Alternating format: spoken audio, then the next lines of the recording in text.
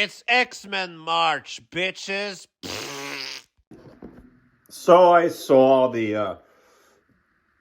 I thought to myself, why not? I'm gonna see all the X-Men films in March. I mean, X-Men, I mean, everything. I think Deadpool too, but Wolverine films and everything. And I started with X-Men 1, the first one. 2000, I believe. And that movie is okay. It's fine. The cast is good. It's like it's Captain Picard, Patrick Stewart and Ian McKellen. It's their show, you know. And Logan is all right. He's cool enough, but there's a lot of dated shit there. It's when like Wolverine comes to the school,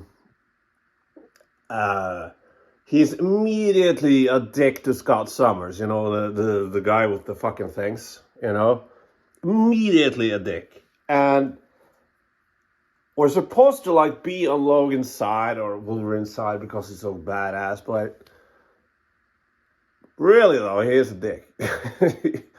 He's like,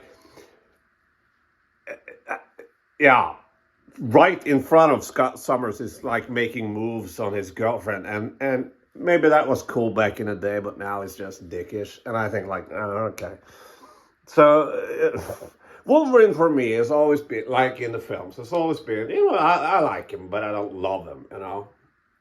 You know, he's a fine protagonist. I'm not, but watching these films, I'm on the second now. Watching these films and thinking about Deadpool and Wolverine, how cool Wolverine is in that film, with the suit and everything, with the swearing, and this feels so tame, and it feels like so early 2000s. Oh, Wolverine is badass, and they have these suits that are just black leather, and but again, Patrick Stewart and Ian McKellen are great. They're great. They're great. There's not much else to say. Michael Kamen, R.I.P. R.I.P. Michael Kamen, really good composer. It's, again, in retrospect, I never saw the X-Men cartoon from the 90s. Never saw it. Maybe it wasn't shown in Norway. I don't know. But so I didn't know about even though I'm born in 1989. July 13th, like Patrick Stewart and Harrison Ford. But anyway, so beat that fucker. And yeah, so I didn't miss that. But now knowing about that theme and the cartoon and all the yellow clothes, the span or whatever the fuck. Knowing that, like, as a grown man, Michael Kamen's score is fantastic. Michael Kamen, one of the greats, Michael Kamen and Eric Clapton made the music to the Lethal Weapons films.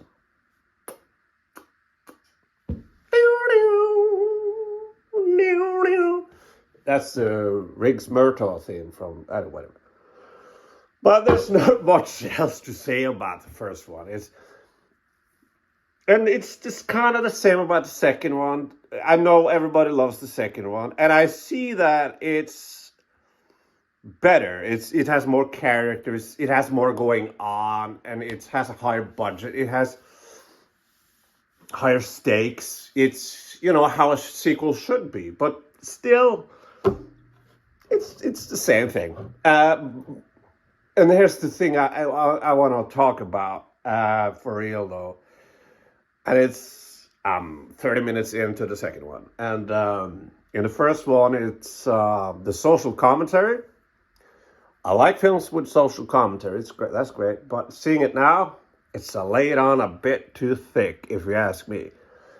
It's like, God damn it. Like, every single fucking second is we get a reference. And it starts, but like in the second one, they're in like some sort of guided tour, whatever. The X-Men kids with fucking her, what's her face? What's her face? Jill Valentine, Jean Grey, and she can hear people's thoughts, and she can hear like them judging them and everything. And I'm like, you start with that. It's like, would that? I'm not saying that racism and sexism and homophobia and so doesn't exist. That exists, but the reason why that exists is, well, I'm a white heterosexual guy from Norway. I will not presume to know anything about that, so I'll shut the fuck up about that. But I find it strange that because mutants are like, okay, so everyone, black people, they're all black. We hate black people. You all are black. We hate you. Jewish people, you all are Jewish. We hate you because of that thing. And the thing isn't really anything, you know. You're black. That's why, you know, like that's why. That's it. But you know, mutants are like, every mutant has their own power. And it's pretty fucking justified, a lot of the fear that humans have for mutants. And the film's kind of making it out to be like sort of racism. I get it, but every mutant is individual. Like, I, I, they call like, oh, all mutants suck, right? Yeah, but okay, but the definition of a mutant is vast. Like, the definition of a black person is, oh, they're black, that's it. But a mutant, like, all mutants suck. Yeah, but one can go through walls and one can have like, you know, mouth out of the hands. You know, I have mouth. I have teeth from my hands. I can eat it. A stupid shit like that, or they can read your mind. And it's not the same at all, you know. You know, I don't know. I don't know what you think, but for me, it's like, okay, you're laying it out a bit too thick, I think. So I'll continue watching and I'll give you an update. Did you know that Andrew Tate is a mutant? His power is sucking dick. You should have killed me when you had the chance, Charles. That's my Ian McKellen Magneto. Well, okay, so couple of, you know, how long am I into this film? I promise you, this is not gonna be one of those long ones. I know. 35 minutes, all right. It's nothing more to report. It's fine. Brian Cox is good as always. The film has a lot of great actors, good actors. And it's like the film, like everything is set up, especially the second one. It's like everything is improved and it's set up, and characters that didn't get to shine gets to shine in this one, like Storm and, you know, Cyclops or whatever. But now it's the part where Stryker, Brian Cox, is coming into the school. Right before that, Charles visits Eric Magneto, and Xavier finds out that I think Stryker gave him like some what is it called, truth serum, something like that. That's why he said, "You should have killed me when you had the chance, Charles." I think it just says "chance." Should have killed me when you had the chance, but it's like, you know. I my theory on why everybody remembers, you know, no, hey, Luke, I am your father. Everybody remembers it as being that because in the early days they had to say Luke before they said Luke, I'm your father, because it gave it context. So everybody knew they were talking about Star Wars because of Luke. That's why I said Charles now, to give it context. Is the film interesting? Nah. It's just not for me. It's dated. But to be honest, to be completely honest with you, I never found this particularly interesting. Even though when it came out, this is 2003, I was 13, 14 at the time. Even then, I thought it was okay. It's been a long time since I've seen the third one, and I'm gonna see it. But kind of remember liking that more. I don't know, because it took more chances, I think. I don't know. Maybe I'll see it again and just piss, you know. That might be the case. But I get nothing out of this. I get, yeah, well, Magneto and Xavier, yeah, but also, and yeah, okay, sort of when Logan slash Wolverine had a dialogue scene with Xavier, I thought about Logan, which is a great fucking film. That's a film. And I thought about Logan and their relationships there, and I thought like this is I can in my brain kind of use this. All right, this is nice. This little scene they have. Okay, so I will kind of try to remember this when I see Logan. They're just trying. It was just exposition, I think, or something. But I don't know. It made me think of a better movie. I think I don't know. Yeah, and also the uniforms. They're black and leather. They're boring. Yeah. Do you think there's an X-Men out there that's a pedophile? Hey, apropos pedophile, Bryan Singer. The direction in these films, and I know he didn't make the third one. That's what's his name? Fuck, that's another guy that's got me too'd and was on the Epstein Island and everything. But he's a Trump guy, so we like him, I guess. Anyway, so pedophile, Bryan Singer. The direction of this, I guess I'm missing some sort of color or personality, some camera work. I'm very curious. The X-Men film I have seen the least is X-Men First Class. I remember I saw it once years ago when it came out. I remember liking it. I remember loving that it had some more personality to it and some color. Who's that? Matthew Want? Is that something? I'm doing all this from the top of my head, but yeah, he's the guy who did Kingsman. The first one was cool, and he has a lot of personality. I remember Kingsman in the church scene, and it's a personality there. And I'm missing personality in it. It's lit very, it's lit. It's not, the cinematography is there. It's not crazy. It's not. It's lit. It's bluish. It's fine. The action scenes are, I guess, they're bloodless. They come to this mansion. I guess it's because at the time people loved the second one because they hadn't seen things like that yet. Like, we didn't really see a lot of Wolverine action in the first one, and then we get to see Wolverine stabbing people or some things there. And I guess people at the time, since they haven't seen anything else, it was, they saw the second one, right, in the movie theater, and at the time it was cool, I guess, but it's just bloodless, and it's like I'm just thinking about Deadpool and Wolverine and Logan, which I am very curious about. Here's the thing about Logan.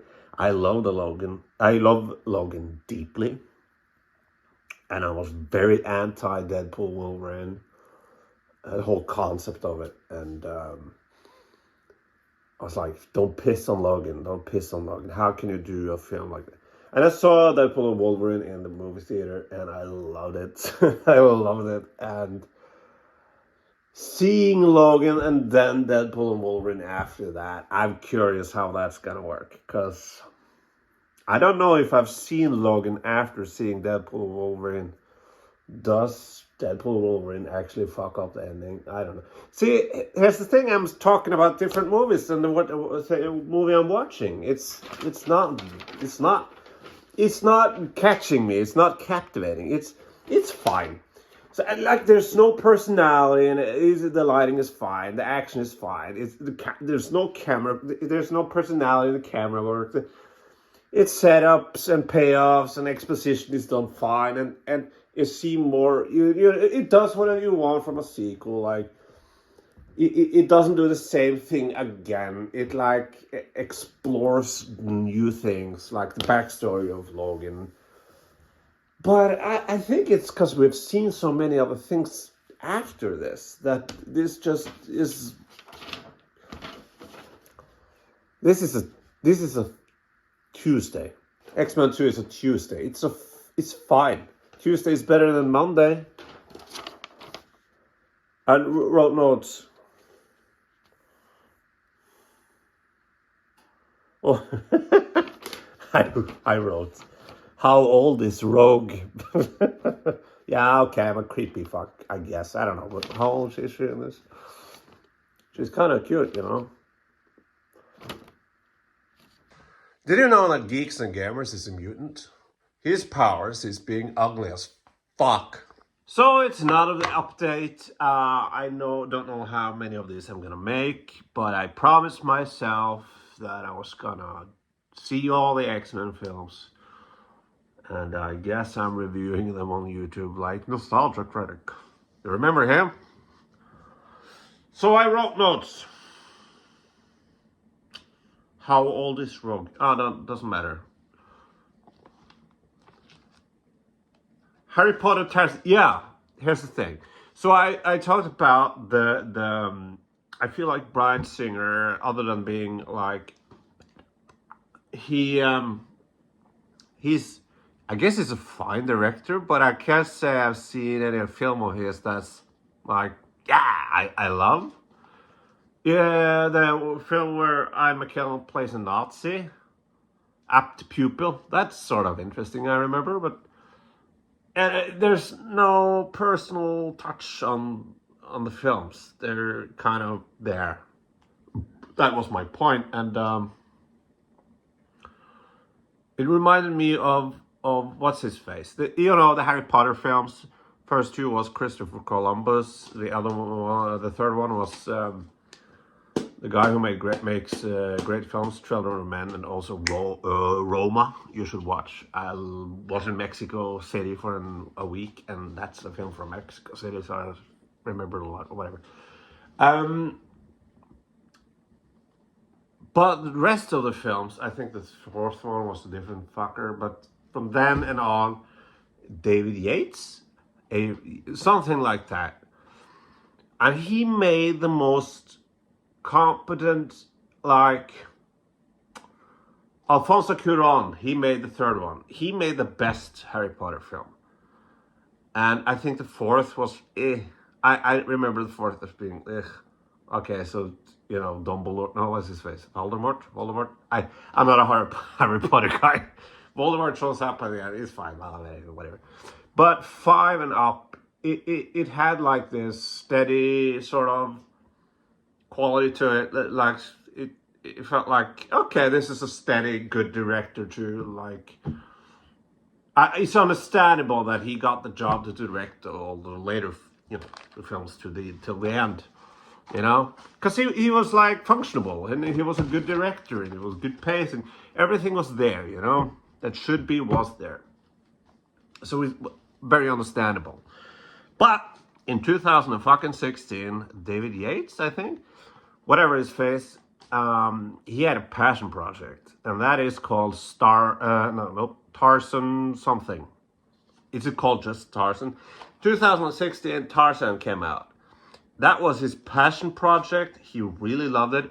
The one thing I like about that film is that it's not about, because Tarzan is several books, It's not just one, and the first one is the only book that people made films of. So this guy, he thought, like a Tarzan nerd, well, I want to make a Tarzan book about like later films. I respect that. That's the only thing I respect about that film. That film is the most. Watching that film, Tarzan, with Christoph Waltz, the pretty lady, what's her face, from Australia? Yeah, Barbie movie. Anyway, it's Samuel Jackson, and he has some levity to the film, but the film is so like, it's just, watching that film, Tarzan, Tarzan from 2016. It's like watching that film is like sitting in a chair for 2 hours, doing nothing. It's you're just sitting there. It's nothing. There's nothing you can like point out and say that that's terrible. That's terrible. It kind of works, but the film is so uneventful and boring, and the lighting is just, it's in the jungle and everything is blue for some reason, and it's just so. Alexander Skarsgård is Tarzan. The point is that I feel like that guy David Yates, whatever, was a good choice for directing films in a series of films, cause like it's sort of like episodes. But when you gave him, his passion project, it was just shit.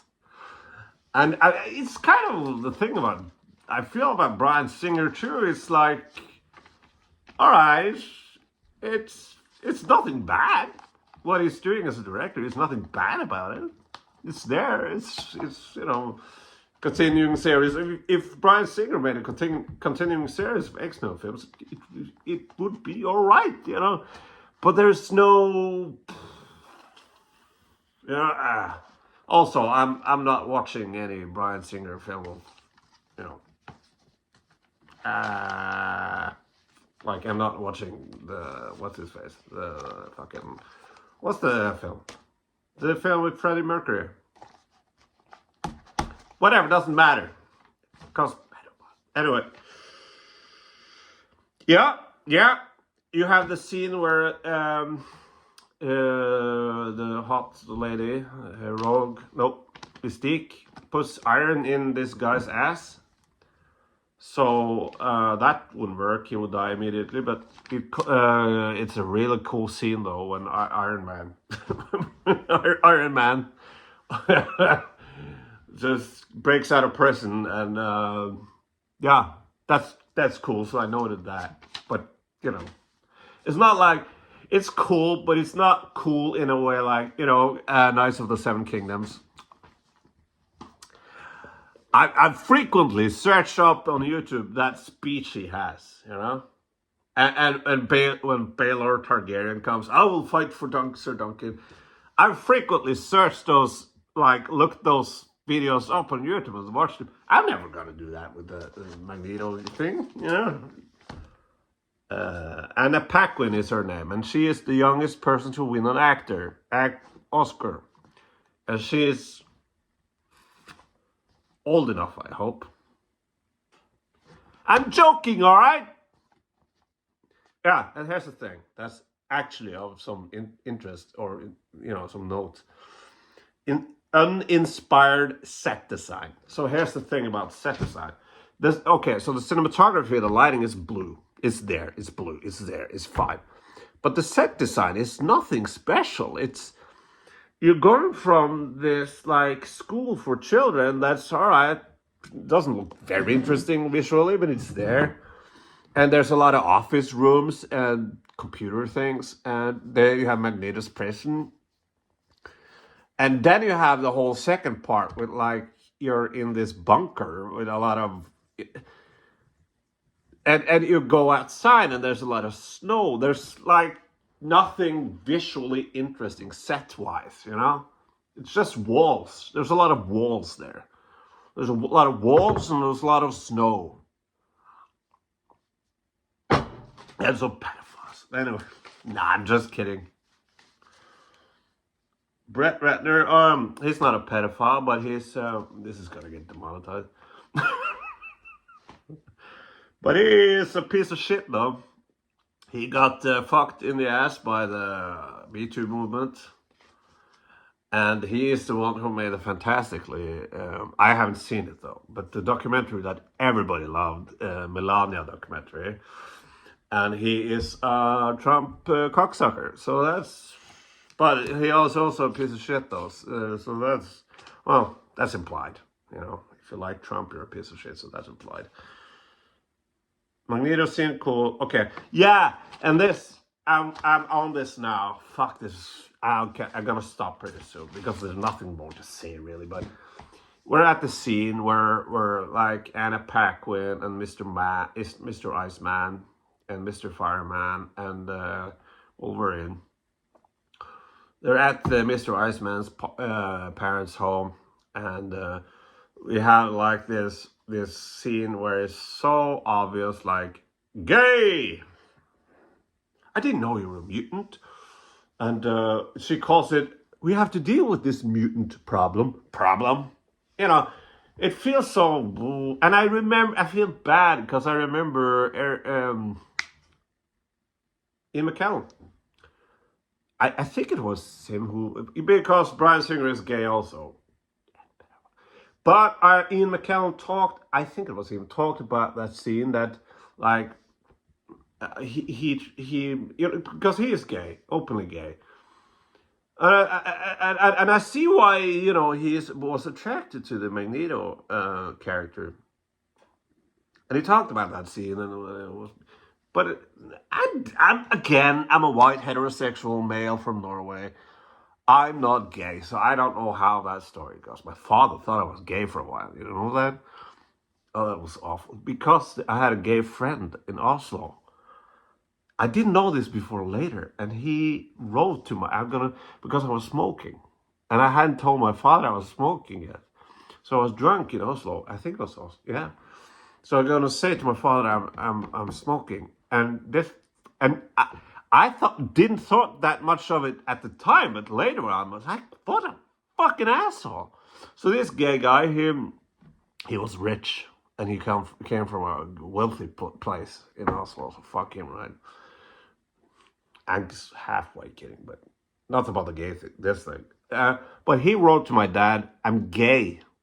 And I thought at the time, like, ha ha ha, that's funny. I was a bit annoyed, but I didn't really think my father actually thought I was gay. So we talked about this later on. I don't remember. But he, for a while, thought I was gay. I think for several years. Did you know that Critical Drinker is a mutant too? His power is sucking. You know what? I'm calling it quits. I'm gonna watch the whole thing because I decided to do that to myself. But there's nothing more to say. It's fine. I'm actually bored. To be honest, I'm bored. And the same about the first one. But the first one was shorter. This is. I don't know if anyone else has this problem. What do you feel about X-Men 2? Do you like it? Because I think it's fine. It's fine. But I'm bored. I'm kind of not like into it at all. Well, I'm trying though. And I know that's why I'm calling it quits now, because that happened with Batman Forever and whatever the fuck else I did. I'm starting to write notes. I'm starting to nitpick, and I'm starting to like talk about certain scenes that had nothing of value, right? So it's overall thoughts. Like, how many times I'm gonna write Anna Paquin is hot? So I'm calling it quits, people. X-Men 1 and 2. I'm not a fan, to be honest. I'm not a fan. Great actors, but the direction and the like, there's nothing to it. There's like Sam Raimi though. Spider-Man 2 has so much personality in it, and in the MCU films, I wouldn't say there's personality in the direction, and that's a huge problem with those films. But there's a personality in the stories or in the characters. This is so dry. It's so dry, and there's no humor in it, and it's kind of slow, and where's the fun? There's no fun to be had. Everybody's crying and being sad because they're not accepted, and yeah, I'm not a fan. So yeah, I'm done with the X-Men Part 1 and 2. This is the video. Yeah.